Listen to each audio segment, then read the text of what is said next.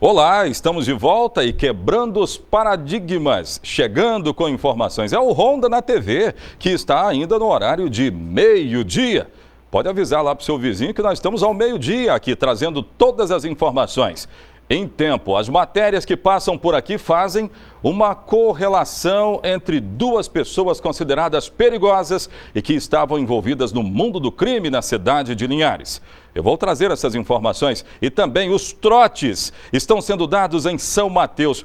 E olha que assunto preocupante, hein? Nos tempos de hoje, nós estamos em 2015, tem gente que pega telefone para dar trote. Daqui a pouco nós vamos saber que esse é um problema de São Mateus. E ainda, usar uma arma na cintura é crime ou não é? Doutor Oswaldo Ambrosio Júnior é quem vai nos responder essa questão. Fique conosco, o Ronda está tanto no rádio como na TV. Atenção, quem está na Rádio Cultura, muito obrigado pelo carinho de todos. É o Ronda que está no ar. E eu já quero chamar como primeira informação nossa uma correlação da polícia entre dois criminosos ou supostos criminosos, porque não teve julgamento ainda, e nós aqui não fazemos julgamento de valor nenhum. Mas duas pessoas que foram presas neste ano na cidade podem ter se juntado em nome do crime. Trata-se de Wesley, que foi preso junto com 8 pessoas na semana passada, um jovem de prenome Wesley e um de prenome Josiel, que foi preso em Conceição da Barra, está em São Mateus e é acusado de ter cometido homicídio na cidade de Linhares. E aí eu te pergunto, o que é que os dois têm em comum? Vamos saber, no Ronda.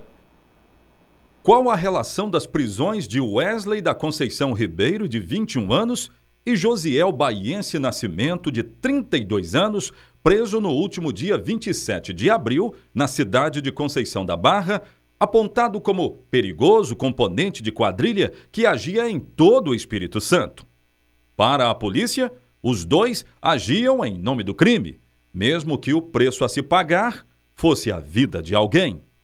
A relação dos dois teve fortes suspeitas após o assassinato de um empresário morador do bairro Aviso em 31 de março deste ano. Um caso que ainda levanta muitas dúvidas. Desde março, informações foram dadas pela própria sociedade aos policiais de Linhares e um verdadeiro quebra-cabeças está sendo montado. Uma das peças é esta arma, uma .40 de uso restrito. É uma arma de uso restrito das polícias, né? Quem pode utilizar é só a Polícia Militar, a Polícia Civil, a Polícia Federal. A forma como entra, né, é pelas nossas fronteiras, inevitavelmente, né? É uma arma de grande poder de fogo, né, e, obviamente, causa uma grande preocupação e acende aí as antenas da segurança para Linhares. Nenhum resultado é oficial, mas a arma seguiu para a Vitória a fim de passar por exame balístico. Para a polícia, o empresário Vanderlei Torres Barbosa, de 52 anos, foi morto por tiros que podem ter saído dela. Existe a possibilidade de que os bandidos que mataram o empresário tivessem usado uma outra arma, uma calibre 380, para matar e confundir uma suposta investigação neste caso. Com a prisão de Josiel, a polícia juntou outras peças e executou a prisão de Wesley dentro de um esquema bem montado pelos acusados. Quase perfeito. Na Avenida Cachoeiro de Itapemirim, 8 pessoas usavam 2 casas para comandar o tráfico de drogas no bairro Aviso, contando até com câmeras de vídeo monitoramento para vigiar a presença inimiga. A investigação da Polícia Civil agora tenta provar esta correlação entre Josiel e Wesley. Mas o fato é que os policiais acreditam ter tirado 2 grandes traficantes de circulação e que agiam em vários pontos do estado. Josiel continua preso na casa de detenção de São Mateus. Wesley ainda está na delegacia de Linhares, porque novos depoimentos ainda serão tomados sobre a relação dele com Josiel e, entre muitos outros crimes, o caso da morte do empresário Vanderlei. A relação de Josiel Baiense com o caso Vanderlei já havia sido mencionada no ato de sua prisão. Josiel, ele tem envolvimento, né, um dos principais autores do homicídio que ocorreu no bairro Aviso, há praticamente um mês atrás, que foi vítima o Vanderlei. A polícia conseguiu chegar até ele por meio das investigações, mas ele estava foragido, já tinha mandado de prisão, na verdade já tinha até outros crimes que ele tinha praticado, que ele tem um histórico criminal vasto, e Coincidentemente, ele foi preso recentemente em Conceição da Barra com um veículo furtado. Ele deu entrada no presídio apresentando um nome falso, já era um meio comumente utilizado por ele, nós já sabíamos disso, para tentar ludibriar, né, a ação e para que ele deixasse de ser responsabilizado pelos crimes que ele pratica. Mas felizmente conseguimos tomar conhecimento de que ele estava lá e identificamos corretamente. Agora ele vai ter que pagar pelos crimes pelo qual ele responde. Pois é. E no que é que a polícia está se baseando para dizer que Josiel e Wesley estavam juntos? Bota lá de novo essas imagens, coloca lá para mim. Põe as imagens, porque aí eu quero trazer essa informação. Por quê? O Josiel, ele foi preso por causa de um carro. Ele foi preso por causa de um carro Corolla, que de acordo com a polícia teria sido o carro que passou pelo local, né, onde estava o empresário lá do bairro Aviso, e desferiu os tiros. Isso foi neste ano. E depois, esse Corolla foi encontrado, sabe aonde? Em Soretama. Foi guardado por 2 pessoas em Soretama, que na minha opinião, e também é a opinião da polícia, essas 2 pessoas entraram de gaiato no navio. E aí o Josiel se aproveitou disso, fugiu para Conceição da Barra e de repente, olha ele aí, foi encontrado. Mas até então ninguém sabia do suposto envolvimento dele com o Wesley, que foi preso na semana passada. É justamente agora o que a polícia está fazendo, essa correlação entre os dois, para provar que eles podem ter sido autores do homicídio que tirou a vida do empresário lá do bairro Aviso. E, aliás, a arma que segue para a balística agora, o resultado não chegou. É esse aí o empresário, o Vanderlei? A arma que seguiu para a balística não teve resultado. Me parece que o setor de balística em Vitória está daquele jeito. Então vai demorar um pouquinho chegar esse resultado. Mas o grande resultado é a investigação. Muitas informações estão chegando do bairro Aviso mesmo, da própria comunidade, dando esse embasamento. Porque você já sabe, a polícia não tem bola de cristal, né? Então, para descobrir quem matou o Vanderlei e a relação deles, né? Olha eu aí de novo. A relação deles com o crime, seguramente tem que contar com a participação da sociedade. E é justamente isso que está tendo. Olha, quer saber de um assunto bom? Eu vou falar sobre audiências que estão acontecendo rápidas aqui na cidade. Presos em flagrante, aliás, no estado, não é?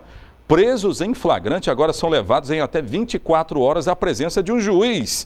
E isso pode facilitar o trabalho de todo mundo e até desafogar os presídios. Sabia? Eu quero trazer essas informações. Uma novidade, o Espírito Santo é o 2º no Brasil.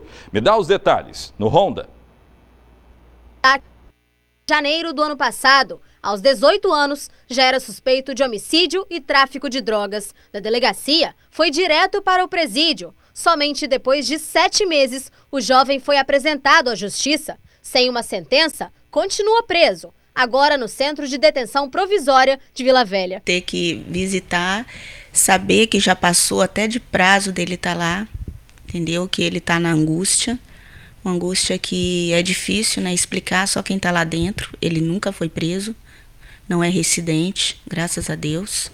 Foi preso com 18 anos, fez aniversário lá dentro e se brincar vai ser o próximo aniversário lá dentro, porque ele faz aniversário agora em agosto. O caso de Stanley não é exceção. Do total de 17.600 internos do sistema prisional capixaba, 45% são presos provisórios.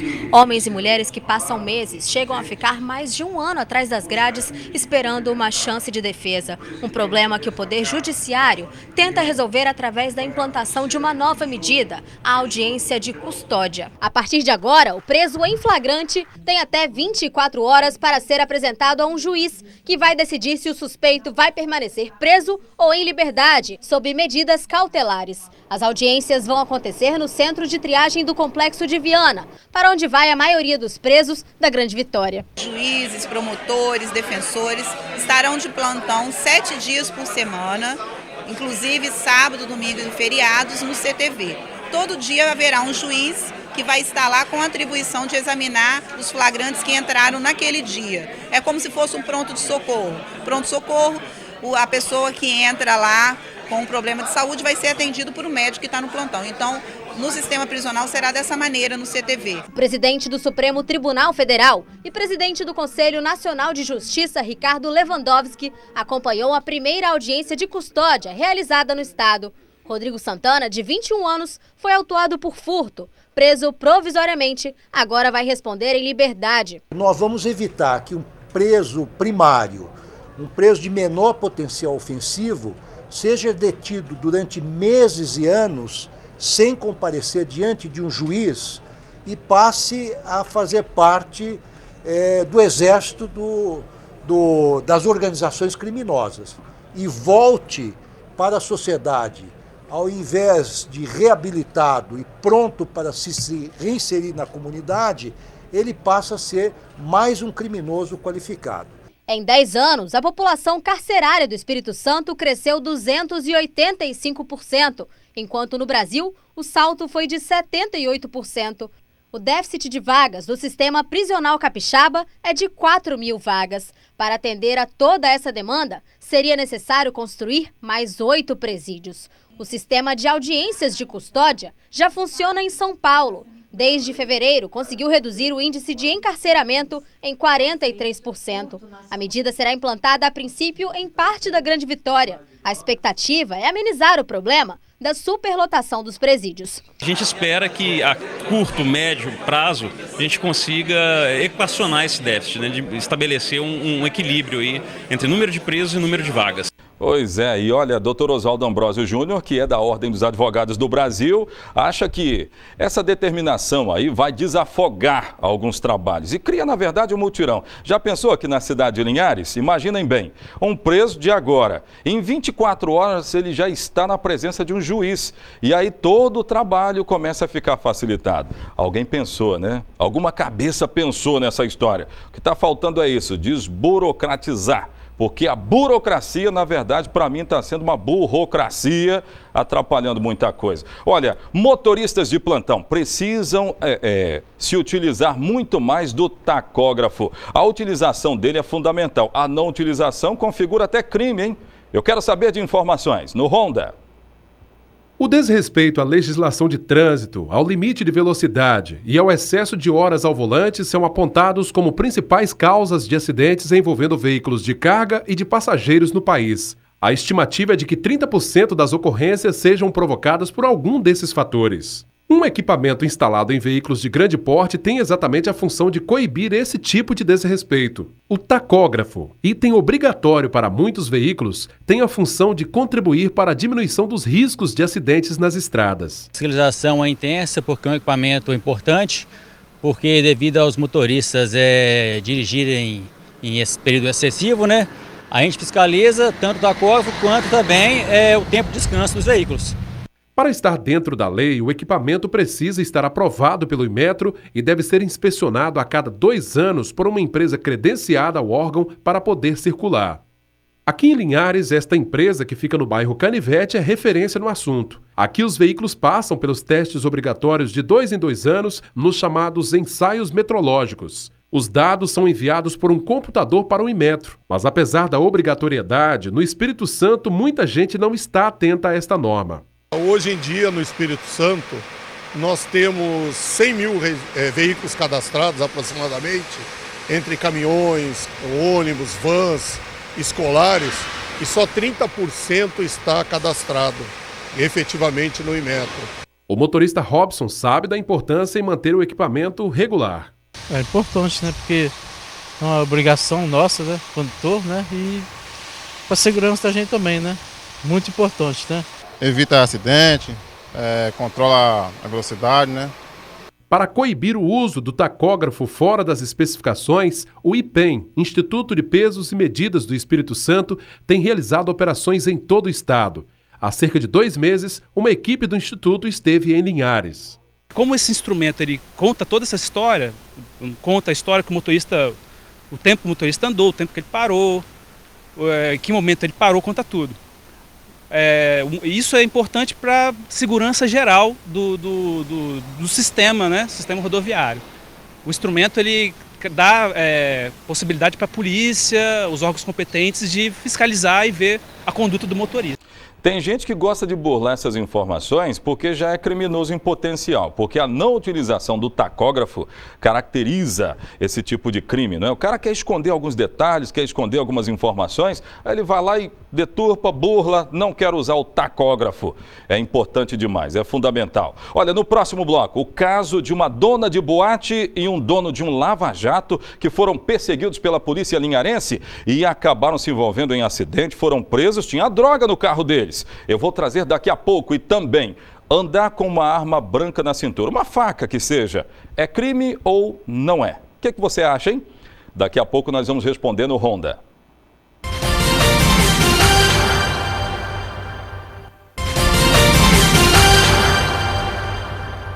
Olha só quem está conosco, o Dr. Oswaldo Ambrosio Júnior, Ordem dos Advogados do Brasil, Seccional Linhares. E hoje nós vamos responder uma pergunta importante, hein? Tem muitas donas de casa que estão interessadas nessa abordagem. Andar com uma arma branca, ou seja, uma faca, é crime ou não é? Atenção, hein? Doutor Oswaldo, tudo bem? Tudo bem, Moisés. Bem, andar com uma faca na cintura, portar uma faca. Eu estou falando de um crime propriamente dito, doutor Oswaldo? É conhecido como crime anão porque é uma contravenção penal. Diz o artigo 19 da Lei de Contravenções Penais: trazer consigo arma fora de casa ou de dependência desta, sem licença da autoridade. Prisão simples, de 15 dias a 6 meses, ou multa de R$200 mil a 3 contos de réis, ou ambas cumulativamente. Isso deve ser bem antigo, né? Porque bastante nós estamos falando de réis. É de réis. Imaginem bem, você vai pagar uma dívida em réis. Imaginem, lindo esse negócio, lindo. Mas, doutor Oswaldo, uma faca, ela num primeiro momento, ela não configura a arma, ela não é uma arma. Ela pode ser usada para cortar tomate, por exemplo. Mas por isso é que diz, trazer consigo fora de casa ou das dependências desta. Não, mas no caminho alguém pode dizer, poxa vida, estou levando para casa para cortar o meu tomatinho, o meu pimentão, ou não? Com certeza, esse é um argumento, mas é claro que aliado ao fato, você tem as circunstâncias do fato, né? Mas se você pega uma pessoa que está vindo lá do supermercado e aquela faca está embalada, logicamente que ela está levando para o uso doméstico. Agora, se você pega uma pessoa 3 ou 4 horas da manhã, no meio da rua, uma pessoa que já tem passagem na polícia, que está com aquela arma afiada, bem pontiaguda, usando como punhal, há de se desconfiar. Então cada caso será um caso? Com certeza, terá que ser analisado. Até o próprio policial, que é o juiz de fato, não é? O policial militar tem que ter bom senso. Se ele pega um dono, um proprietário de, por exemplo, de uma roça, que está levando, por exemplo, facões para os seus empregados, um corte de cana, ele vai autuar o camarada e vai levar para a delegacia? Seria um contrassenso muito grande. E também seria fácil para esse proprietário rural provar que aquela arma não era para praticar violências, era de uso doméstico, né? Agora, ele pode ter problema. Eu vejo que no Brasil se discute muitas coisas com base em determinadas circunstâncias. Ou depois que o fato acontece, depois que o fato né? acontece. Aquele senhor, aquele médico que foi assassinado no Rio de Janeiro, andando de bicicleta. Hoje está tomando aí conta de todos os noticiários nacionais. Se vai configurar crime, andar, porque hoje é chamado crime anão, hoje é uma contravenção penal. Ninguém vai preso, na verdade. Engraçado que, segundo a Bíblia, não existe pecadinho nem pecadão, é pecado, né? Agora, quando nós estamos falando de crime, não, aí já tem crimezinho e crimezão, esse aqui, inclusive, é anão. É conhecido pela doutrina como crime anão, você tem o crime de médio potencial ofensivo, de pequeno potencial ofensivo, você tem o crime hediondo, cada um, às vezes, é tratado de uma certa forma. Por isso que, às vezes, a sociedade não entende. Por que fulano foi pego com a arma e não ficou preso? Porque é uma contravenção. No caso da arma branca ou faca, quando se torna uma arma, né, que no primeiro momento talvez não seja, mas é uma contravenção? É uma contravenção. É uma contravenção. Fora de casa, infelizmente, até a dona de casa, se ela não pegar uma autoridade policial, se ela não pegar um policial militar de bom senso, ela pode ser conduzida até a delegacia e, dependendo do caso, ela poderá receber voz de prisão. É claro que, por se tratar de um crime anão, ela vai se comprometer a comparecer em juízo e o Ministério Público pode ou não oferecer denúncia, o juiz pode ou não receber, dependendo do caso, às vezes, que você tem excludentes de ilicitude, excludente de criminalidade, aí o juiz vai analisar no caso em concreto, mas a princípio é crime, é uma espécie de crime chamada crime anão. A competência é dos juizados especiais criminais. Geralmente a pessoa não precisa nem pagar multa, ela assume um compromisso de comparecer em juízo para se explicar e lá é dada a oportunidade para ela fazer uma transação penal, pagar uma multa ou até mesmo a suspensão condicional do processo. Eu estou entendendo. Doutor Oswaldo, obrigado por ter vindo ao Ronda. É sempre bom ter o doutor Oswaldo aqui para esclarecer a sociedade, não é não? Obrigado. Eu agradeço mais uma vez, José. Valeu. E olha, nessa câmera aqui, eu quero trazer agora o caso de uma dona de boate e um dono de um lava-jato que acabaram sendo perseguidos pela polícia. Isso foi ontem. E a prisão aconteceu justamente naquele entrocamento ali do Vila Betânia. Eles foram encontrados no trevo do Colégio Estadual, saíram em fuga, porque chegou uma informação para a polícia que o carro onde eles estavam estaria transportando uma droga que viria da Bahia para a cidade. E a polícia saiu em busca deles. Olha só o resultado, no Ronda. A prisão do casal Selma Moreira Santos e Ademilson Campos Silva resultou em nova apreensão de drogas em Linhares. Por volta das 21 horas deste domingo, uma denúncia feita ao GAO resultou em operação para apreender um veículo que receberia droga que estaria vindo da Bahia para Linhares. Numa ação rápida, o veículo foi avistado perto do trevo do Colégio Estadual e logo entrou em fuga. A prisão aconteceu na entrada do bairro Vila Betânia, depois que o carro em que os acusados estavam se envolveu em acidente. A polícia recebeu, de acordo com a Polícia Militar, né, no boletim que eles apresentaram, receberam denúncias de que havia um carro dentro de um casal que possivelmente comercializasse, trazia consigo drogas. Realizaram abordagem porque tinha as características do veículo, realizaram abordagem eu não lembro exatamente se é a localização na BR-101. E durante a abordagem, ele tentou fugir, o conduzido. Tentou fugir, inclusive um carro colidiu com ele e o policial que estava realizando a abordagem dele, mas o carro não foi identificado, teve até esse detalhe. Então, somando inclusive esse elemento, um simples usuário não vai tentar fugir, né?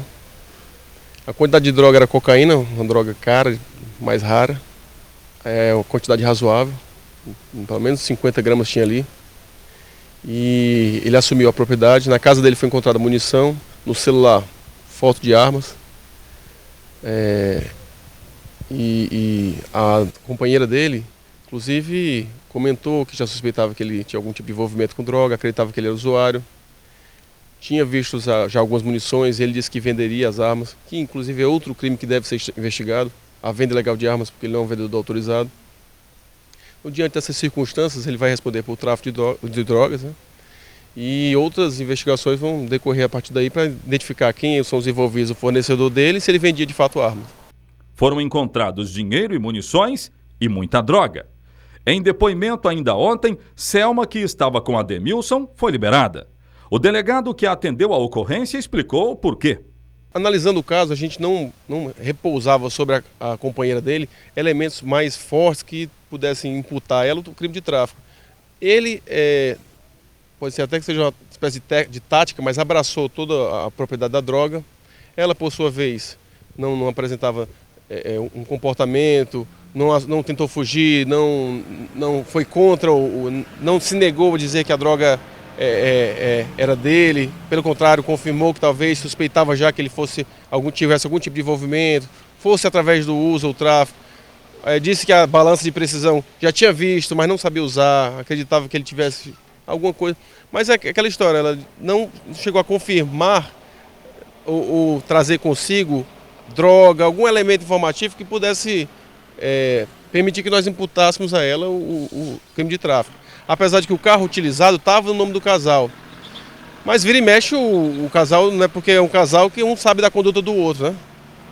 O inquérito será montado agora com Ademilson como o dono da droga e todo o material encontrado dentro do carro, mesmo que o veículo esteja no nome dos dois. Essa foi mais uma baixa para o tráfico de drogas na região. Pois é. Olha, eu vou abordar agora trote em São Mateus. Tem gente lá que ainda pega telefone para ligar e dar informação do tipo lagoa pegando fogo. Absurdo um negócio desse nos tempos de hoje, né? Me dá as informações lá de São Mateus, no Ronda. Infelizmente, o número de trote também é grande. Aqui dentro funciona o Cobom. Por aqui que hoje o soldado Carrafa faz esse atendimento, ou seja, se você ligar agora para o número de urgência, né, de emergência, é o senhor quem vai atender. Me fala, é comum o número de trotes por aqui? Costuma ser bastante frequente na questão de crianças e adolescentes em períodos escolares normalmente saindo da escola. Então só nesse horário assim que, digamos que multiplica, triplica, faz o quê? Normalmente passa de 0 até 10, 15 ligações nesse período. E assim, dia de semana normalmente esses horários. Final de semana praticamente o dia todo tem incidência desse tipo de ocorrência, mas é bastante contornado pela gente aqui. Tem a parte de filtragem é bastante intensa e raramente é passado para frente um deslocamento em vão. 20 a 30 por dia? 20 a 30 por dia. E final de semana chega até 50. O senhor, assim, quando identifica que pode ser um trote, o que o senhor faz? Normalmente normalmente alguns se desligam na hora. Os que ficam na linha a gente orienta, a gente tenta conscientizar a pessoa de que essa situação pode, quando ser necessário para a própria pessoa, não ser atendida ou ter uma relevância em atender o pedido por ser reincidente em trotes. Obrigada, soldado. Agora, em relação também a trote, a gente pode falar que, além de ser criança, também tem adultos que fazem isso. É uma brincadeira de mau gosto, por isso o tenente Constâncio também vai falar comigo sobre este assunto. Em relação a adultos, é bom informar que é crime, né? Correto. O Código Penal prevê no artigo 340 que passar uma informação falsa para a autoridade pode dar de 1 a 6 meses de detenção ou ser aplicada a multa. Neste caso, aqui, né, na primeira companhia independente do Corpo de Bombeiros, qual é a orientação, né, que vocês passam para essas pessoas que trabalham aqui no Cobom sobre esse tipo de trote? Como reagir, o que fazer nestes casos? A orientação é que eles realmente passem a orientação para quem está do outro lado para que pare com essa prática, já que causa transtornos, tira um tempo que a gente poderia estar atendendo outras pessoas e, caso se possa identificar a pessoa, será feita uma denúncia para a delegacia de polícia para que essa pessoa seja punida e pare com essa prática. O que o senhor deixa, então, assim, um pedido, um apelo a essas pessoas? O apelo que eu deixo é que a pessoa que passa o trote também pode precisar do nosso serviço e que ela se veja na situação de ligar para nós e encontrar o telefone ocupado porque um outro está passando o trote também. Então se coloque no lugar de quem precisa e pare com essa prática, porque além de nos causar transtornos, desgastar o nosso serviço, alguém que precisa de verdade não vai conseguir. E aí a culpa já não é mais do serviço público, como se gosta de dizer, mas infelizmente a população que está se atrapalhando. Agora, lembrando aí, o senhor falou, né? Obrigada pela sua entrevista. E você de casa lembrando, o tenente falou que é crime, e inclusive há um projeto que está tramitando na Câmara dos Deputados em Brasília, em que prevê o aumento da pena para esses engraçadinhos aí. Não faça, né? Não faça. Olha, o Ronda fica por aqui no rádio, nós vamos continuar. Aqui volto amanhã. Grande abraço, tchau.